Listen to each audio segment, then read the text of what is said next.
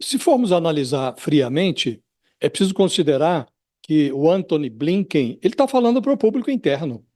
Os Estados Unidos estão em meio a uma campanha presidencial. E assim como ocorre com o Brasil, com Colômbia e com outros destinos do êxodo venezuelano, também os Estados Unidos recebem levas de refugiados da Venezuela. Isto é uma questão lá. O ingresso de imigrantes ilegais é um dos pontos centrais da campanha eleitoral. E a Kamala Harris, que agora é a candidata dos democratas, ela tem esse espinho no pé, porque durante a gestão Biden ela foi incumbida de administrar essa questão da imigração ilegal e não foi muito bem. A imigração aumentou, há uma visão generalizada nos Estados Unidos de que afrouxaram-se os rigores para a limitação do ingresso de imigrantes ilegais. É para esse público interno, submetido ao discurso do Donald Trump contra imigração, que o Antony Blinken está falando. E, de resto, os Estados Unidos têm uma preocupação adicional, porque está claro para eles que a manutenção do Nicolás Maduro a qualquer custo no poder na Venezuela significa um avanço no xadrez geopolítico de dois adversários tradicionais da Casa Branca, China e Rússia. São os dois principais aliados do Maduro nesse momento. Então, é para esse público, o público interno, e para esses dois países que o Antony Blinken está falando. Está deixando claro que, aliás, o que ele está dizendo não é uma mentira. O Nicolás Maduro perdeu a eleição na Venezuela. Isso está claro como água de bica. Do contrário, ele já teria entregue os papéis, já não estaria embromando, não estaria fazendo esse jogo essa mise-en-scène de encomendar uma auditoria para um tribunal que todos sabem estar submetido às suas determinações.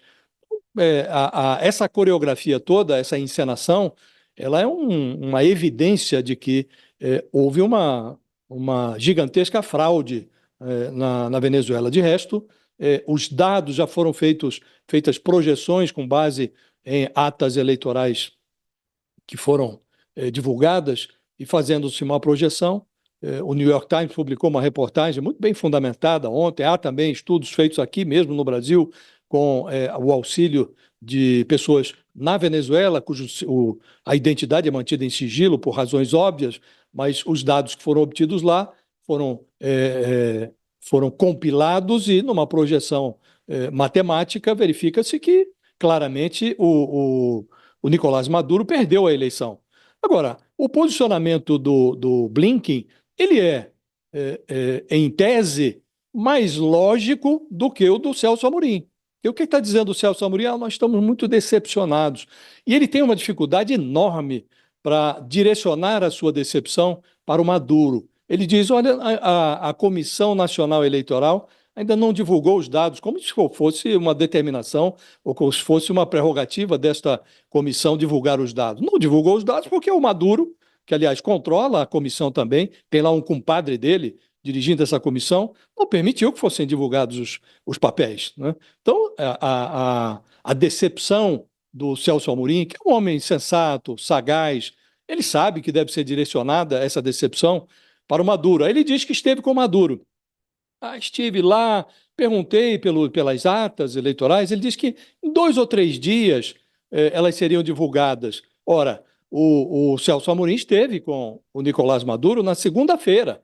Nós já estamos na sexta, portanto, o prazo já se esgotou. O prazo de 2 ou 3 dias. Está claro que o Maduro não vai divulgar essas atas, ou ainda que as divulgue, elas não terão o menor crédito, porque com esse prazo já deu aí um período aí bastante razoável para que esses papéis fossem manipulados, né, para atender aos interesses do Maduro. E essa dificuldade do governo brasileiro de direcionar a sua decepção para o alvo correto, que é o Nicolás Maduro, ela é um problema também, porque tivemos dias atrás o presidente Lula dizendo que não, nada de anormal aconteceu na Venezuela, e a oposição, que se estiver insatisfeita, pode recorrer ao judiciário.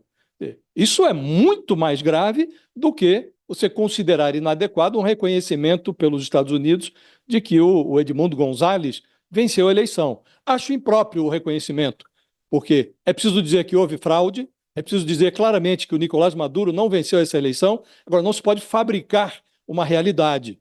Então, não dá para dizer que o Edmundo Gonzalez é o novo presidente ou o presidente eleito da Venezuela, porque esse fato não se materializou. Bom dia. É diferente do Juan Guaidó.